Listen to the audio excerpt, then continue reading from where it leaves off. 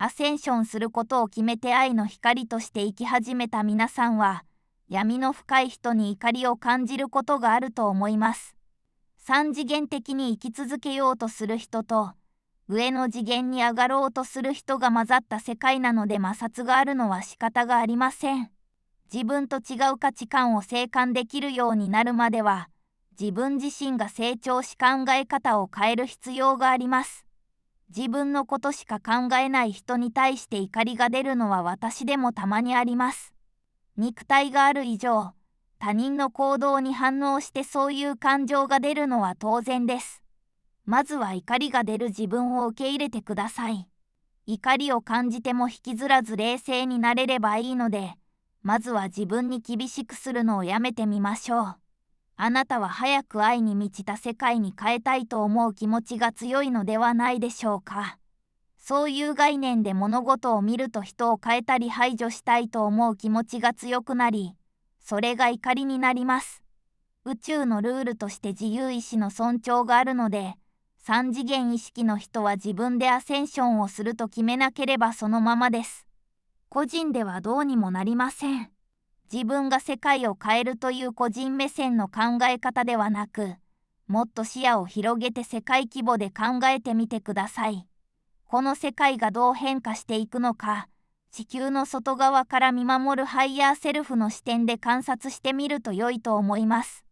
男性性の強い方、主に男性は、自分が管理し物事を動かし解決したいと思う性質があります。女性でもパートナーなど関係性が深い相手に対しては、自分の思い通りにコントロールしたいという気持ちが強くなります。だから調和が取れていない状況が目の前にあると、自分の思い通りにならないことに対して怒りが出やすいのです。それも過去の闇側の遺伝子操作による脳の思考パターンなので、脳のコントロールのせいだなと受け取り自分を許せばいいのです。自分に厳しい人は他人にも厳しくなりがちです。私たちは闇に向かうように仕組まれた肉体を持っているのですから、完璧主義は捨てて緩い考え方でいきましょう。時間はたっぷりあります。焦らず10年かけて成長するつもりでのんびりいけばよいのです。皆さんちゃんと成長しているので大丈夫です。他人に感じる感情は自分の内側の反映です。人を許せないということは自分に対してもそういう面を許せていないということです。別にネガティブになってもいいんです。ただその後は自分を俯瞰し、感情を鎮めて冷静になる習慣をつけてください。嫌なことがあれば怒ったり泣いたりするのは、肉体がある以上当たり前のことです。でも冷静にならずにネガティブな感情を誰かにぶつけたり、攻撃的な行動をするのは動物と変わりません。特に過去に深く人に傷つけられた経験をした人はそれが記憶に刻み込まれているため、人を許せない気持ちが強くなります。人は過去自分を傷つけた人を許せていないと、同じ事態を引き寄せトラブルになりやすいのです。人というものは相手によって無意識に自分の違う側面を見せる性質があります。好意を向ける相手には優しくするけれど、敵意を向ける者には不快感を抱き優しくできないものです。人を許せないという感情を持つ人はそういうエネルギーを出していて、相手はそれを感じ取ります。そのエネルギーに共鳴して相手は同じエネルギーを出すのです。つまりあなたが心の中で許せないと思っていれば相手はそういった行動をとります。ほとんどの人がそういう法則があることを知らないので、自分の持つエネルギーが相手の嫌な面を引き寄せていることに気がついていません。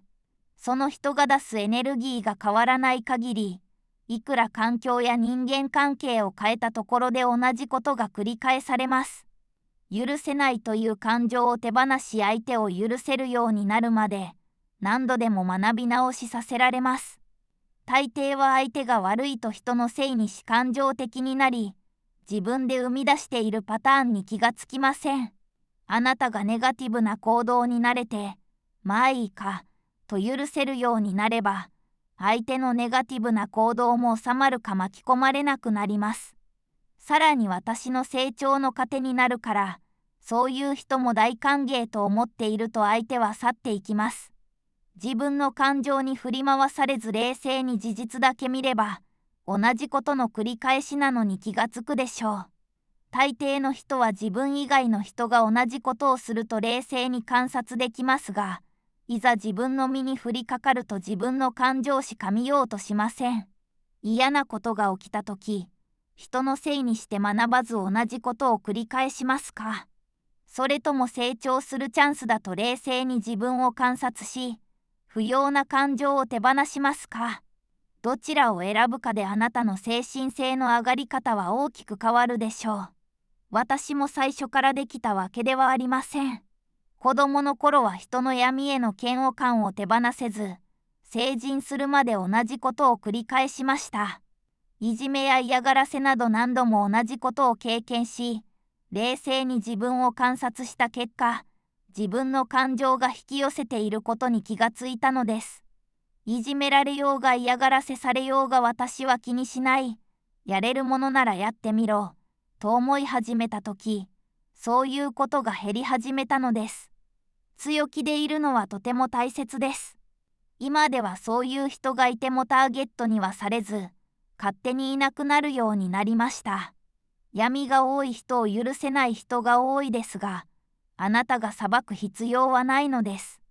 なぜなら源が作った転生システムは完璧だからです。